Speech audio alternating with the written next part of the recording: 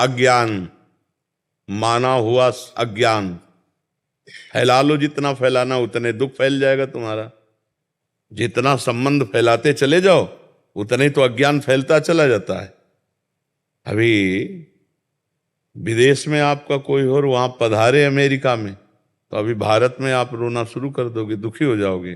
क्या संबंध, संबंध जितना फैलाते चले जाओगे तो विनाशी संबंध फैलाया तो विनाश होगा, उसका दुख का अनुभव होगा। माना हुआ अज्ञान, कर्म भी अज्ञान से ही तो हो रहा है। सारा का सारा खेल अज्ञान। भगवान का भजन करो, अज्ञान नष्ट हो जाए तो तुम्हारे मरने का दुख चला जाएगा, दूसरे के मरने का दुख चला जाएगा। अगर भजन करके अज्ञान को नष्ट नहीं किया तो दुख ही दुख है।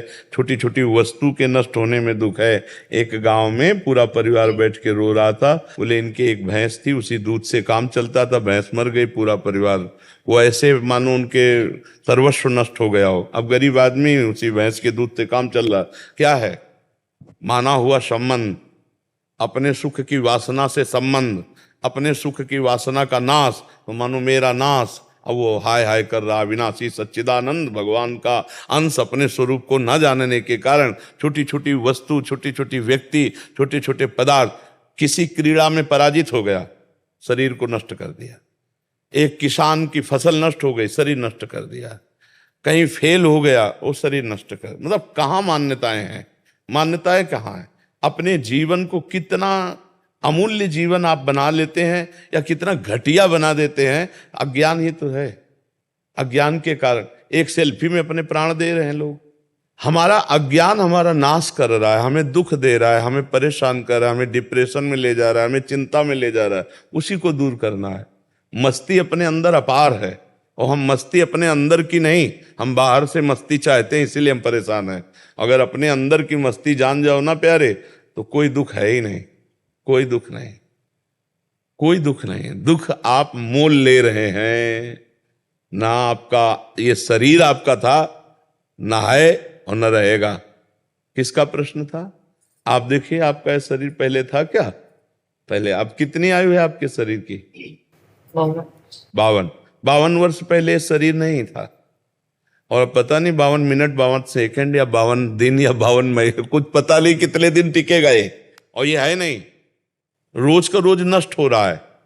अब यही हमारा नहीं है तो फिर और कौन हमारा हो गया? जब यही हमारा नहीं, आपको विश्वास है कि आपका नहीं है? ये आपका शरीर आपका नहीं है, आपको पता है।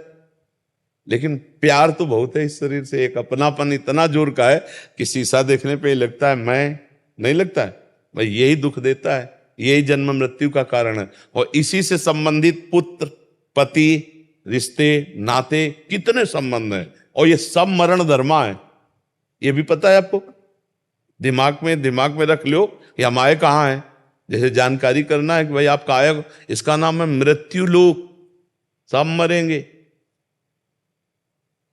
और जिनसे आप अपनापन करना चाहिए उनसे शायद हुआ है कि नहीं? अगर उनसे हुआ होता तो जिनसे अपनापन किया है, इनके बिछुड़ने पर आपको दुख नहीं होता।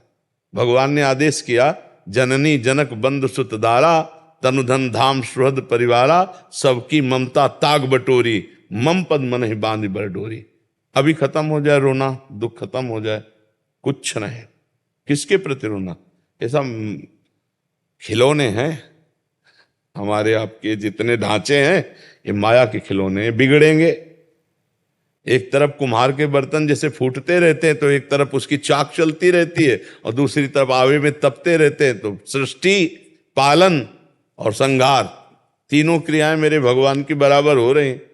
कहीं जो है मंगल बधाइयां बज रही हैं, तो कहीं आंसुओं की झड़ी लगी है, वियोग मर गया है कोई, कहीं हाहाकार मचा हुआ है, तो कहीं नृत्य हो रहा है, तो कहीं कोई खान पान की मौज मस्ती। देखो ना पूरे संसार का, और है कुछ नहीं। ये एक विशद फिल्म है, एक विशद बड़ी फिल्म है जीवन की। वो 3 घंटे में खत्म हो जाती है, 60 वर्ष में, 70 वर्ष में, 80 वर्ष में, लेकिन टोटल झूठी फिल्म। झूठी होती ना। अच्छा, इस फिल्म में आप ही डायरेक्टर है, आप ही हीरो है, आप ही हीरोइन है, आप ही विलियन है, आप ही पर्दा है, आप ही पूरी शूटिंग है, आप ही एक ही है और अपने आप को विविध रूपों में प्रकाशित करके खेल रहा है और अपने आप को समेट लेता है। एक ही एकोहम बहुश्यामा, बहुश्यामा एकोहम, बड़ा विचित्र खेल है। जैसे हम फिल्म देखते हैं तो दुखी सुखी होते हैं, पर हमको अंदर से ज्ञान होता है झूठी है, इसलिए हम बाहर मुस्कुराते हुए निकलते हैं। पर इस फिल्म का ऐसा मतलब आकर्षण है कि ये झूठी नहीं लगती, ये सच्ची लगती है। शास्त्र कह रहा और प्रायः सब लोग जानते हैं, जब गांव में शौर्य यात्रा करते ना लेकर के, तो बोलते हैं जोर से, राम नाम सत्य है, सत्य बोलो मुक्ति है, ऐसा बोलते हैं ना। तो सत्य क्या सब लोग जानते हैं, भगवान सत्य है, भगवान का नाम सत्य है, लेकिन वो थोड़ी देर के लिए, फूंकने तक के लिए जाओगे, फिर यही संसार सत्य है। इसलिए हमें दुख लगता है, क्योंकि हम जिससे संबंध रखते हैं। देखो अभी जैसे सूचना मिले ना कि अभी मथुरा में एक्सीडेंट हो गया, 10 लोग मर गए, तो आप उस आदमी के ऊपर नाराज हो गई, कितना बढ़िया बात चल रही थी, बीच में आके 10 लोग मर गए। नहीं, उसमें एक आपके फूफा भी थे। अब आप क्योंकि आपका रिलेशन निकल आया, संबंध निकल आया, पहले दुख नहीं था, संबंधी। अब वो सत्संग में मन नहीं लगेगा, वे लगेगा मुझे जाना चाहिए, मेरा कोई, अगर अपना संबंध ना हो और 50 लोग मर जाते हैं, सूचना मिलती, तो आपको क्या फर्क पड़ता है? आप कहोगे यार इतने सत्संग में काहे को विक्षेप डाल लो। अगर उसमें कोई एक दूर का भी है तो आपका चित्त खिंच जाएगा, मतलब संबंध ही आपके दुख का कारण है। तो वो संबंध, हम अविनाशी हैं, हमारा संबंध सीधे भगवान से है। ममैवांशो जीव लोके जीव भूतासना। अब हम उसको भूल करके अपने को स्त्री पुरुष मानकर जगत में फंस गए। भाई यही अध्यात्म से सुधारना, अगर सुधर जाए तो जीवन मुक्त, और नहीं तो भैया फिर ये तो पुनरपि जननम पुनरपि मरणम पुनरपि जननी जठरे शयनम, ये खेल तो चल ही रहा है और हर सेकंड हमारी आयु से जा रहा है। जब लोग बर्थडे मनाते हैं तो हमें लगता है इनको रोना चाहिए, नहीं रोना चाहिए। 1 साल चला गया जिंदगी से, 1 साल जिंदगी, मतलब 12 महीना चले गए, 12 महीना।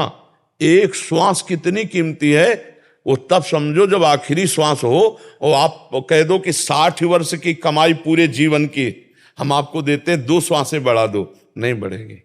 इतनी कीमती श्वासों में तुमने भगवान का सुमिरन नहीं किया, तुमने परोपकार नहीं किया, भगवत चिंतन नहीं किया। अब क्या रोज का रोज श्वासें जा रहे हैं। और खुशी मनाने वाली बात हमारी समझ में ले आती कि किसी की जेब कटे और वो नाचे, ऐसा हो सकता है?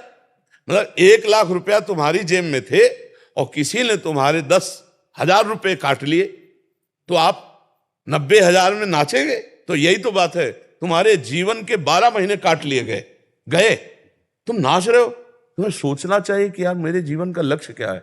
12 महीना तो चले गए, अगला 12 दिन है कि नहीं है। तो लोग बड़े मतवाले हैं।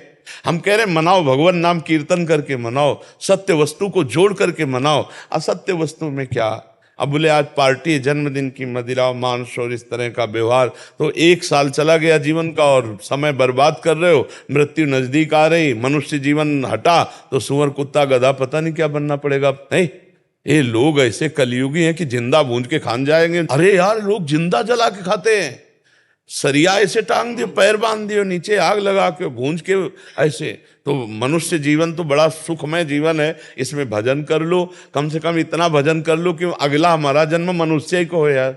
हम सुअर कुत्ता तो न बने, मुर्गा मुर्गी तो न बने। तो बहुत, अगर इस जन्म में तुम ये सब खा पी रहे हो और गंदे आचरण कर रहे हो, तो फिर तुम्हें वही बनना पड़ेगा, वही कटना पड़ेगा, वही सब भोगना पड़ेगा। तो ये जो दुख हो रहा है अज्ञान के कारण हो रहा है। भाई हमारी प्रार्थना है, नाम जप करो, भगवान से प्रार्थना करो कि वो आपको ज्ञान दे, जिससे आपका ये माना हुआ दुख नष्ट हो जाए। जैसे स्वप्न में है ना, हमें कोई लाठी से पीट रहा हो, अब क्या उपाय है?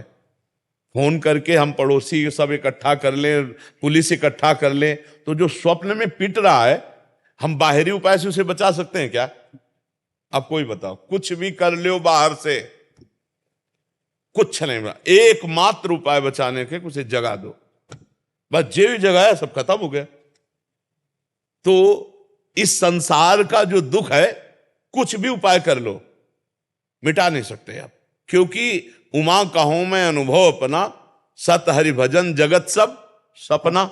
मोह निशा सब सुवनिहारा, और देखे स्वपन अनेक प्रकारा, यही जग जामिन जागे जोगी, परमारथी प्रपंच वियोगी। जब जाग गया तब सोना क्या, जब समझ गया तो रोना क्या, समझ गया तो रोला क्या। अभी हम लोग स्वाप्निक जगत में फंसे हुए, इसलिए भगवान का आश्रय लो, नाम जप करो, सत्संग सुनते रहो, तो इस दुख से निवृत्ति हो जाएगी। नहीं बड़ा कर्म जाल फंसा हुआ है। 1.5 साल से सत्संग सुन रही है आपका। मैं 1.5 साल हो गए डिप्रेशन में जाते जाते मैं बच गई। हाँ, सत्संग बचा तो लेगा ही, सत्संग तो बचा लेगा। अगर धैर्य से सुनो तो आवागमन से बचा लेगा। बड़े भाग पाइब सत्संगा, और बिना ही प्रयास होई भवभंगा। सत्संग मात्र आपको आवागमन से बचा लेगा, अगर ध्यान से सुनो और उसे पकड़ लो तो। भगवान की पूजा करने की इच्छा नहीं होती, भोग नहीं लगा रही हूँ 2.5 साल। भगवान को भोग की जरूरत नहीं, वो पूरे विश्व को भोग पवा रहे। भगवान को जरूरत है आपके अपनेपन की, और उसके लिए हमें चाहिए स्मरण, सतत स्मरण। तो नाम जप करो, जितना आपसे बन सके नाम जप करो। नाम जप जो आपको प्रिय लगे, राम कृष्ण हरि राधा राधा, जो नाम प्रिय लगे खूब नाम जप करो। नाम जप से सब ठीक हो जाएगा। सब दवाई एक है, जासु नाम भव भेषज, हरन घोर त्रयशूल। जिनका नाम दैहिक दैविक भौतिक तापों का नाश करके इस संसार चक्र से पार होने के लिए अमोघ औषधि, जासु नाम भव भेषज। खूब नाम जप करो, खूब देख लेना, आप आनंदित हो जाएंगे।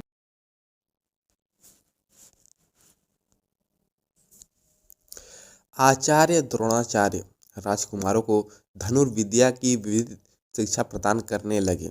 उन राजकुमारों में अर्जुन के अत्यधिक प्रभावशाली तथा गुरुभक्त होने के कारण वे द्रोणाचार्य के प्रिय शिष्य थे। द्रोणाचार्य का अपने पुत्र अश्वत्थामा पर भी विशेष अनुराग था, इसलिए धनुर्विद्या में वे भी सभी राजकुमारों में अग्रणीय थे। किंतु अर्जुन अश्वत्थामा से भी अधिक प्रतिभा वाला था। एक रात्रि को गुरु के आश्रम में जब सभी शिष्य भोजन कर रहे थे, तभी अकस्मात हवा के झोंके से दीपक बुझ गया। अर्जुन ने देखा, अंधकार हो जाने पर भी भोजन के कौर को हाथ मुंह तक ले जाता है। इस घटना से उसे यह समझ में आया कि निशाना लगाने के लिए प्रकाश से अधिक अभ्यास की आवश्यकता है, और वे रात्रि के अंधकार में निशाना लगाने का अभ्यास करना आरंभ कर दिया। गुरु द्रोणाचार्य उनके इस प्रकार के अभ्यास से अत्यंत प्रसन्न हुए।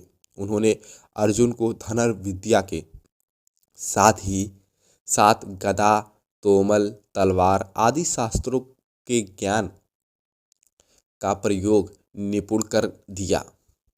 उन्हीं दिनों हिरण्यधनु नामक निषाद का पुत्र एकलव्य भी धनुर्विद्या सीखने के उद्देश्य से द्रोणाचार्य के आश्रम में आया, किंतु निम्न वर्ण का होने के कारण द्रोणाचार्य ने उसे अपना शिष्य बनाना स्वीकार नहीं किया। निराश होकर एकलव्य वन में चला गया। उसने द्रोणाचार्य की एक मूर्ति बनाई और उस मूर्ति को गुरु मानकर धनुर्विद्या का अभ्यास करने लगा। एकाग्रचित से साधना करते हुए एकलव्य अल्पकाल में ही वह धनुर्विद्या में अत्यंत निपुण हो गया। एक दिन सारे राजकुमार गुरु द्रोणा के साथ अखेट के लिए उसी वन में गए जहाँ पर एकलव्य का आश्रम था, जहाँ पर एकलव्य आश्रम बनाकर धनुर्विद्या का अभ्यास कर रहा था। राजकुमारों का कुत्ता भटककर एकलव्य के आश्रम में जा पहुंचा। एकलव्य को देखकर वह भौंकने लगा। इससे क्रोधित होकर एकलव्य ने उस कुत्ते पर अपना बाण चला चलाकर उसके मुंह को बाणों से भर दिया। एकलव्य से इस कौशल से बाण चलाए थे कि कुत्ते को किसी भी प्रकार की चोट नहीं लगी, किंतु बाणों से बिंध जाने के कारण उसका भौंकना बंद हो गया। कुत्ते के लौटने पर जब अर्जुन ने धनुर्विद्या के उस कौशल को देखा तो वे द्रोणाचार्य से बोले, हे गुरुदेव, इस कुत्ते के मुंह में जिस कौशल से बाण चलाए गए हैं उससे तो प्रतीत होता है कि यहाँ पर कोई मुझसे भी बड़ा धनुर्धर है। आपने सभी शिष्यों को लेकर द्रोणाचार्य एकलव्य के पास पहुँचे और पूछे, हे वत्स, क्या ये बाण तुम्हारे ही चलाए गए हैं? एकलव्य के स्वीकारने पर उन्होंने पुनः प्रश्न किया, तुम्हें धनुर्विद्या की शिक्षा देने वाले कौन हैं? एकलव्य ने उत्तर दिया, गुरुदेव, मैंने तो आपको ही गुरु स्वीकार करके धनुर्विद्या सीखी है। इतना कहकर उसने द्रोणाचार्य की उनकी मूर्ति के समक्ष ले जाकर खड़ा कर दिया। द्रोणाचार्य नहीं जानते थे और नहीं चाहते थे कि कोई अर्जुन से बड़ा धनुर्धर बन पाए। वे एकलव्य से बोले, यदि मैं तुम्हारा गुरु हूँ तो मुझको गुरु दक्षिणा देनी होगी। एकलव्य बोला, गुरुदेव, गुरु दक्षिणा के रूप में जो भी आप मांगेंगे मैं आपको दूंगा। इस पर द्रोणाचार्य ने एकलव्य से गुरु दक्षिणा के रूप में उनके दाहिने हाथ के अंगूठे की मांग की। एकलव्य ने हर्षपूर्व अपना अंगूठा दे दिया। इस प्रकार एकलव्य अपने हाथ से धनुष चलाने में असमर्थ हो गया तो अपने पैरों से धनुष चलाने का अभ्यास करना आरंभ कर दिया।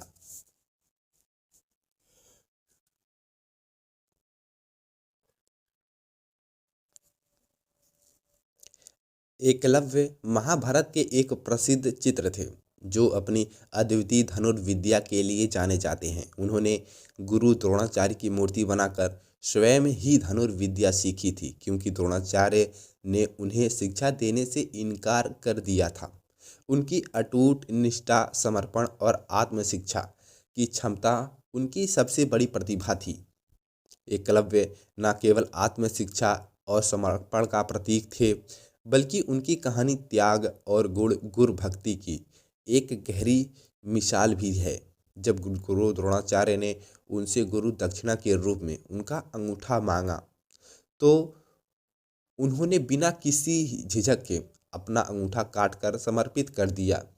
इस घटना से उन्हें एक बलिदानी शिष्य के रूप में प्रसिद्ध कर दिया गया, लेकिन इसके बावजूद उन्होंने अभ्यास जारी रखा और बिना अंगूठे के भी धनुर्विद्या में निपुणता हासिल की। उनकी प्रतिभा केवल निशानेबाजी तक सीमित नहीं थी, बल्कि स्वाध्याय, अनुशासन और निष्ठा भी उनकी विशेषताएं थी। उनका चरित्र हमें यह सिखाता है कि सच्ची लगन और मेहनत से किसी भी बाधा को पार किया जा सकता है।